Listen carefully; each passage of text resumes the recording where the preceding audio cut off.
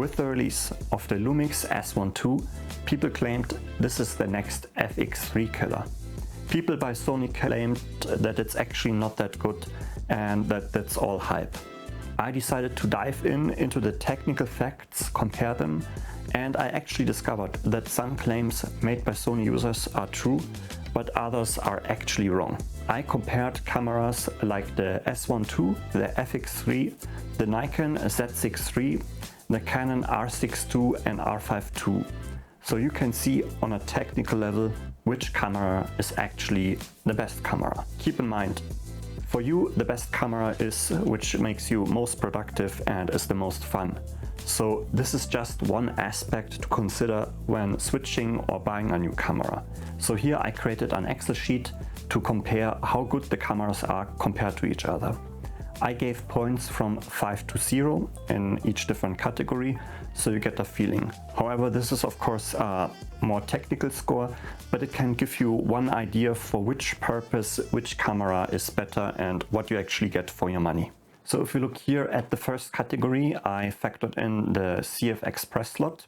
We have the Canon R5II, which has a slot, the Z6III, which has one, and also the Lumix S1II. The FX3 has 2 slots, so you can record simultaneously and you have a backup. So that's why the FX3 gets here 5 points. In the next category, SSD recording, we have surprisingly only the S1II. And I think this is a very important point because SSDs are a lot cheaper than CF Express cards. Then if we go to the next category, we have full frame 240p recording. So here I gave once a score for the overall recording. We have with the Canon R5 1.2 gigabit and 4:2 with a resolution of 1.1 megapixels. With the FX3 we have 50 megabyte, which is not that great with 1 megapixel. Then we have the Z6III with 0.5 megapixels, but 340 mbit, also in 420, so not as good as 422. And we have the Lumix S1II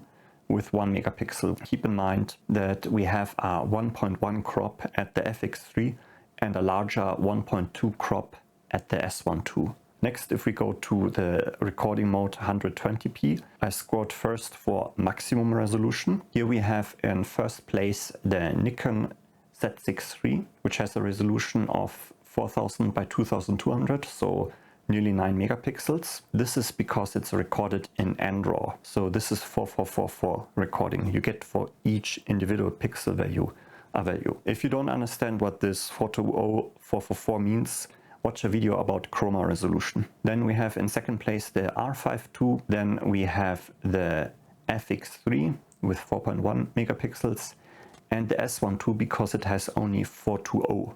Then at the next category, 120p, we see that the Canon R5 is in second place with the FX3 with a resolution of around 4.1 megapixels, 4.4 megapixels. And the actual winner here is the Z6III with 8.9 megapixels.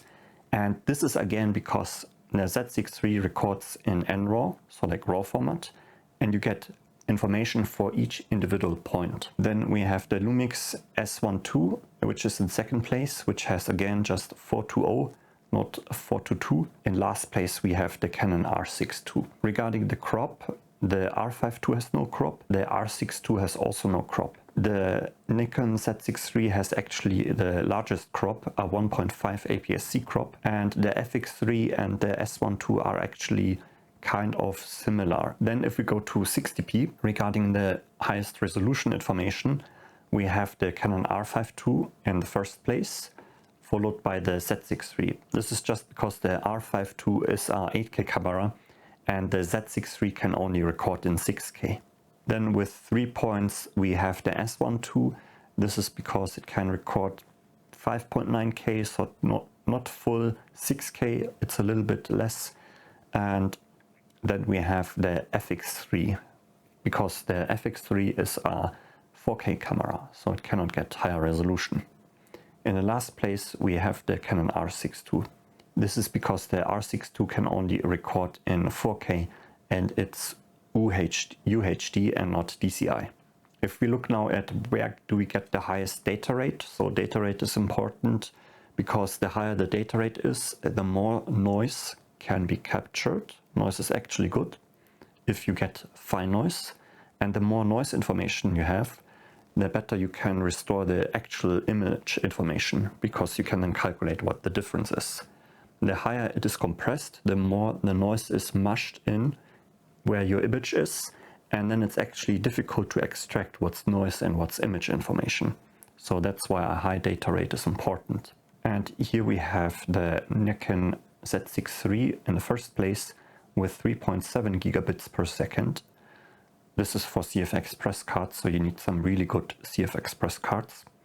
Then we have the Canon R5II with 2.6 gigabits, followed by the S1II with 1.9 gigabits, and then we have the FX3 with 600 megabits, and in last place the Canon R6II. If we look now at max resolution of 24p, we have in first place the Canon R5II, of course, because it records in 8K. Then we have the Nikon Z6III, which is recording in NRAW, also in 12-bit, not 10-bit. So it's in the second place, followed by the S1II, which can record 6K, but only in 420. Here we have this resolution 420 because here I score the highest resolution, and that's the highest resolution that the S1II can get. Then in the next category I score for the highest data rate. In the first place we have the S1II because it can record in 4.2 gigabit. So your CF Express card or SSD gets full very quickly. And we have the most information with the Z6III, 20.5 megapixels, but the highest data rate with Lumix. So this is why Lumix is here in the first place and gets the full 5 points. Then if we look at external RAW, we have the R5, which can record, to my sources, just correct me if that's wrong, 4K.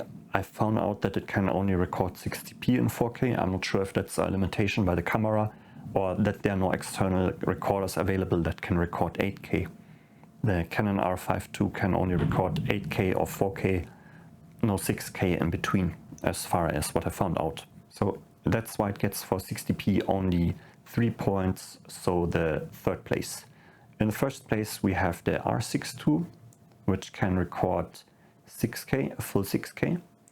Then we have the S1II, which can record 5.7K at 60p. And the Z6III actually cannot record external RAW at all. If we look at 24p, the Canon R5II is the best because it can record 8K. With the Lumix we can record in 6K external RAW. In the last place is the FX3 with 4.2K. Now regarding rolling shutter, you have to be aware there are some specs. People say, oh, this camera has only 9.7 milliseconds of rolling shutter, but we have to be careful because the Canon R5II has a mode like line skipping, so normal 4K recording, and that has 9.7 milliseconds, but that's actually not a great mode. You use this maybe when you record in slow-mo, but you don't get great results. It actually has 18 milliseconds at proper 4K oversampled readout. With the R6II we have 15 milliseconds, and in the first place, of course, we have Sony, the FX3 with 8.7 milliseconds, and with the Z6III we're pretty close in 6K with 9.4 milliseconds. In the third place, not pretty bad, with 12.5 milliseconds we have the S1II, which is actually surprising because the S1II uses the same sensor like the Z6III, so not sure why that is. Then at the dynamic range we also have to keep an eye. So first I looked at the dynamic range maximum at 25p. So what we see here is with the FX3 we have a really good score here. With the Canon R5 we have also a great score. So those cameras are pretty similar. If you look now at the R6II and the Z6III, the Z6III is actually kind of like second worst, where the R6II is the worst with the dynamic range. The S1II is kind of like in the middle. But then of course you have to compare what do we have. So 14.7 is, well, a little bit less than 15.1. It's not so bad. 12.8 is already a bit less than 14.2, so the R5II has there a lot better dynamic range, whereas the FX3 is at 13.3. Here we have 11.5, which is then already a lot lower, so a bit difficult to compare. Now if we look at the dynamic range at the maximum resolution, because I think it has to be compared fairly. Often the camera is like oversampling the image and somehow gets a higher dynamic range. I'm not really sure if that's the true value, so that's why I looked at the maximum resolution, so we get the actual maximum pixel readout, what you usually want to get when you buy, for example, an 8K camera, like the R5II. And here we can see the FX3 is scoring the highest. It's still oversampling because the FX3 is probably using something like quad binning and puts internally multiple pixels together to somehow reduce noise, do some sharpening and stuff like that. The R5II is kind of like second, but then like at the lower end it's not that great. The R6II and Z6III, yeah, more at the lower end. So the FX3 and the R5II are still better than the S1II in dynamic range. Now if you look at IBIS, the R5II has great image stabilization. I believe the S1II has the best here. I thought, okay, let's put the R5II into the second place. And then we have the R6II and the Z6III, which are newer cameras, so I believe also their stabilization is better. Also on paper it says they have 8 stops and the FX3 has 5.5 stops.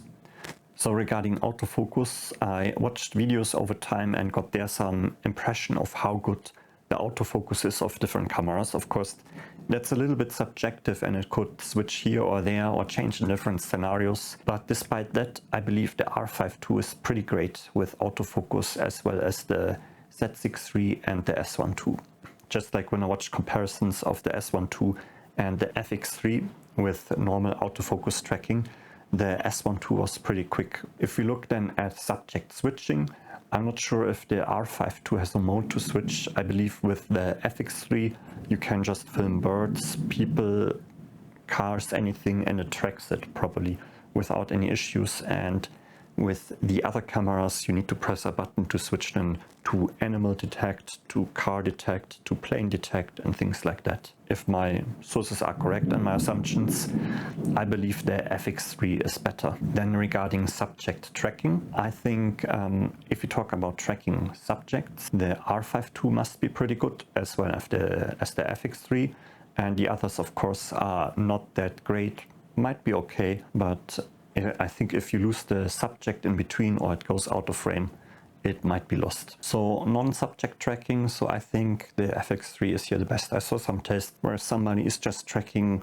some part of a camera, so a very abstract shape, and the camera is really good in tracking it, whereas the other cameras of course are not as good. If we look then at AF above 100 FPS, so the R5II I think is probably okay there. The FX3 is the best, I believe, and I think the Z6III is also pretty good. Just with the S1II we still have PDAF, but no subject tracking anymore. Then we have the PDAF area size, so the actual focus pixels. So you could have, for example, just like the inner area where you have pixels that are used for focusing, or it could be that a lot more of your sensor is covered for focusing. So this makes then a difference. If a subject is laying very much on the edge, does it get focused on or not? With the R5 it has a really huge field where it can focus on. The R6II is cropped, also the Z6III is cropped a lot, and the S1II might be also cropped a lot.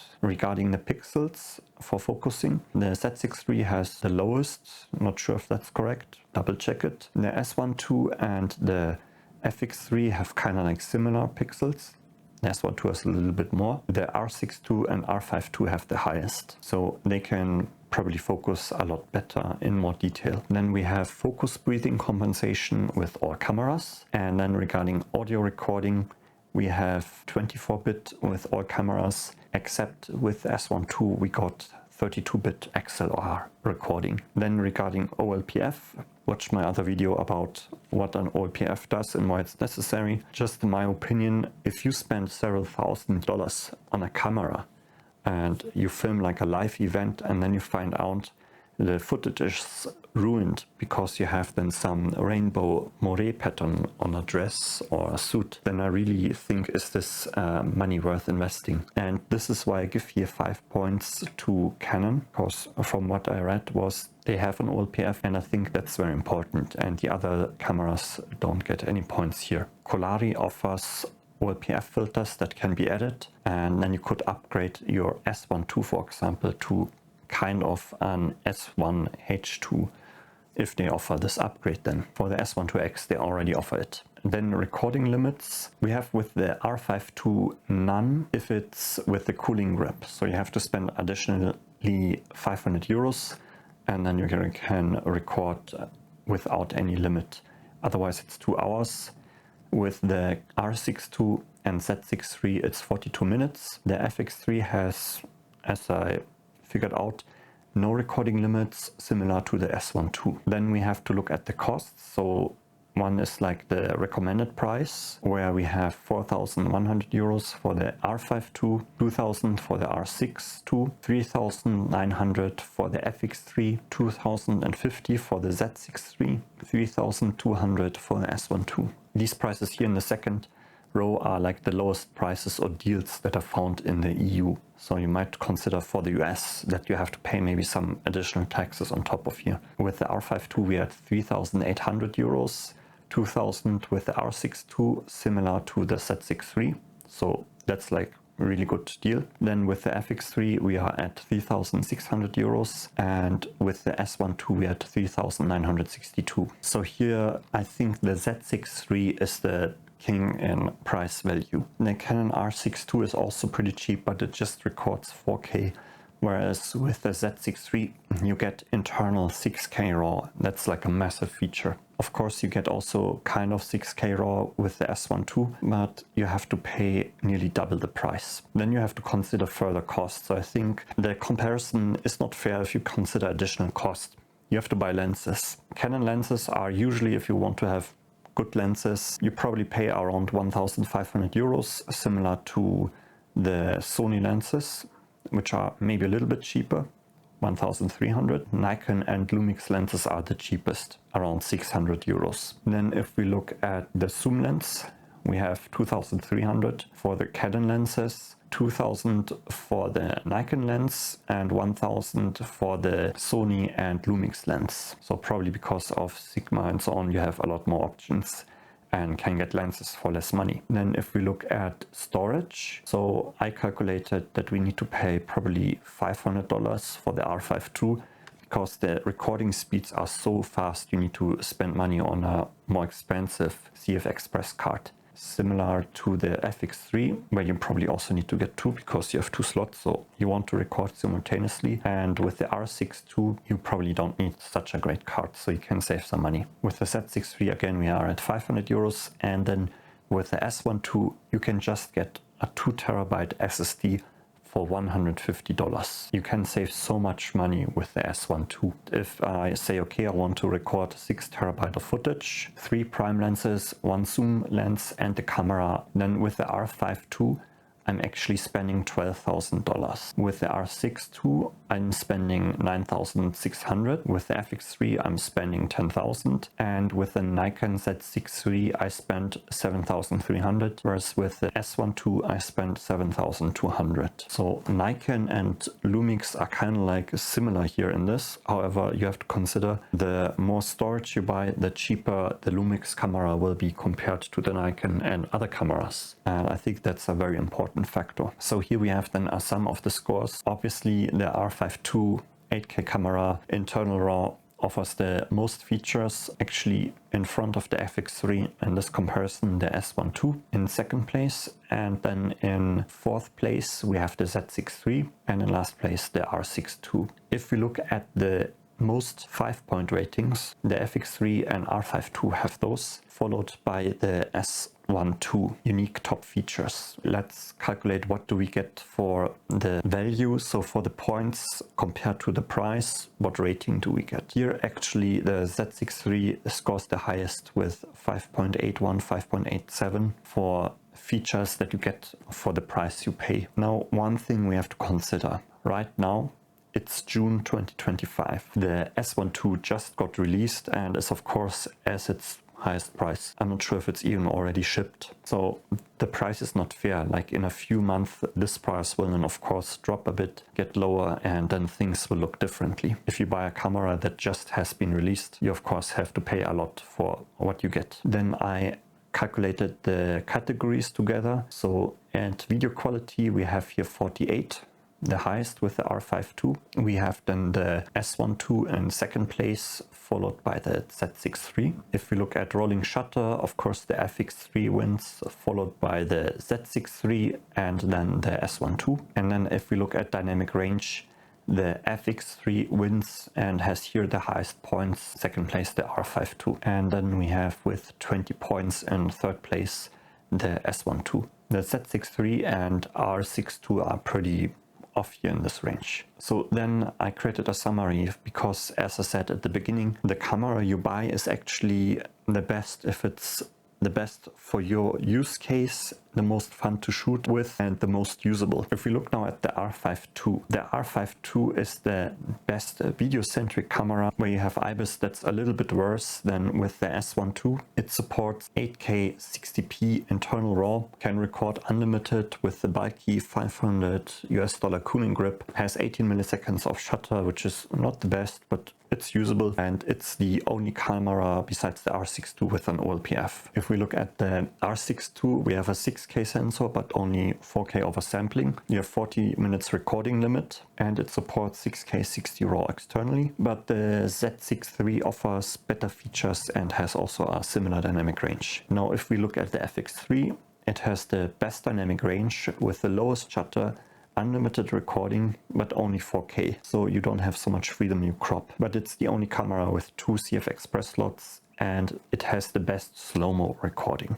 So if you need to record a lot of slow-mos with high quality, this is the camera to go. Autofocus works out of the box, but might be a little bit slower in some cases. I would say the FX3 is the iPhone under the cameras. You just mount your lens on it and it works. The Z6III offers the best price value deal, 6K 60 internal RAW for just $2,000. The dynamic range is not the best, but maybe also not the very worst. Autofocus is fine, and you have 42 minutes recording limit. With the S1II, the autofocus is usable. You have 5.9K at 24p, 5.8K at 60p, internal RAW, unlimited recording. You have also a lot of options like 32-bit flow, high dynamic range boost with high rolling shutter. You have also real-time LUTs, which I use, for example, if you watch my video about the skin LUT, which helps you to expose skin tones very well. That's like a really great feature that I like about Lumix. You have the best stabilization. And it's the only brand that supports SSD recording. Since I do a lot of walking videos and a lot of long recording sessions in high quality, I accumulate a lot of storage. And using the SSD to record saves me so much money. So that's like a really big point for the Lumix. Also, we have OpenGate. The benefit of OpenGate is I don't need to be so perfect when recording and framing myself. I can make some mistakes, put maybe my height a little bit too high, and I can still fix it because I have some leverage at the top, for example. And this is really helping. Now, considerations. The R5II has rolling shutter, which is not the fastest. It has only 8K or 4K, but not 6K. This is something I find a little bit annoying. It means you either create files that are too large or you have no leverage to crop without losing resolution in 4K if you deliver 4K video at the end. 8K is, I think, in my opinion, a little bit too much. It's of course pretty cool, but it creates so much storage, and sometimes you just need to crop in a little bit, not too much. I think also, is this something which is really usable for everyone or not? Of course, the cool thing is if you film with a 18mm, for example, you could zoom in a lot through the resolution and still have a sharp image. But otherwise, it's kind of like not the best, and having 6K probably would have added a lot to this camera to make it more appealing. Then the R6II, rather use the Z6III instead, except you want to have an OLPF. If you look about considerations for the FX3, so we have only 4K and it's also pre-processed. That's where this thing comes from, that Lumix is more soft, but also more detailed.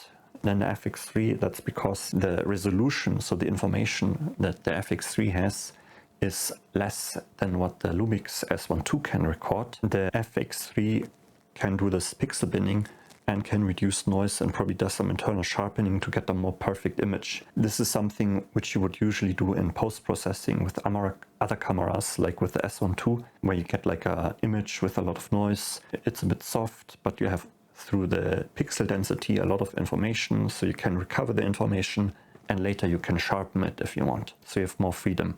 That's why I said the FX3 is the iPhone under the cameras. Get the footage and it's kind of like ready already. Now if we look at the Z6III, so the dynamic range is not the best, but it's similar to the R6II and it has no OLPF, as well as the other cameras besides Canon. S1II is a Swiss Army knife, so it's very complicated. It has so much functionality, you need to really study it. It also has a slight crop if you record internal RAW at 60p.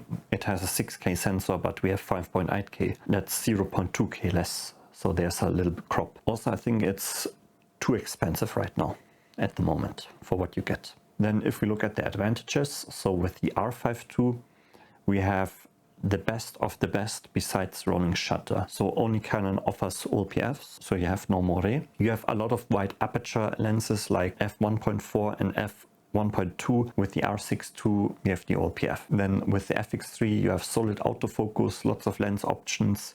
It works out of the box and it's the best in slow-mo recording. The Z6III has the best price value on the market, perfect for rolling shutter, and it has the 6K 60p internal RAW. The S1II is the only camera that offers SSD recording, which can save a lot of cost in the long run.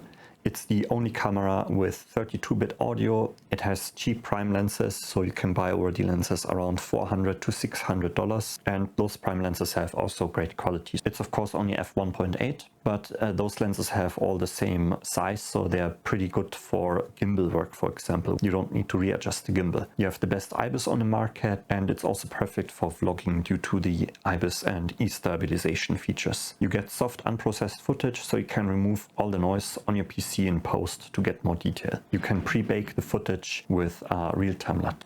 So as I said at the beginning, I also want to point out here some things that some YouTubers get wrong.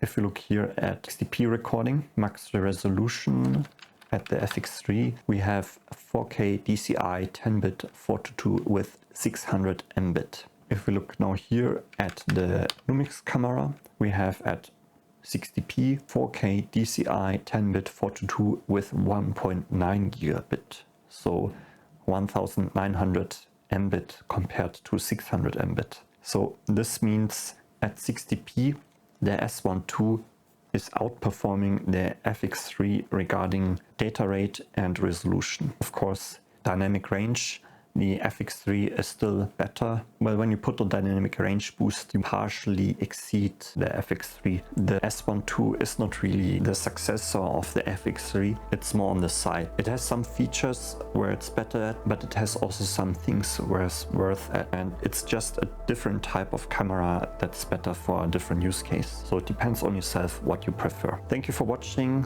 Leave a like and see you in the next awesome video.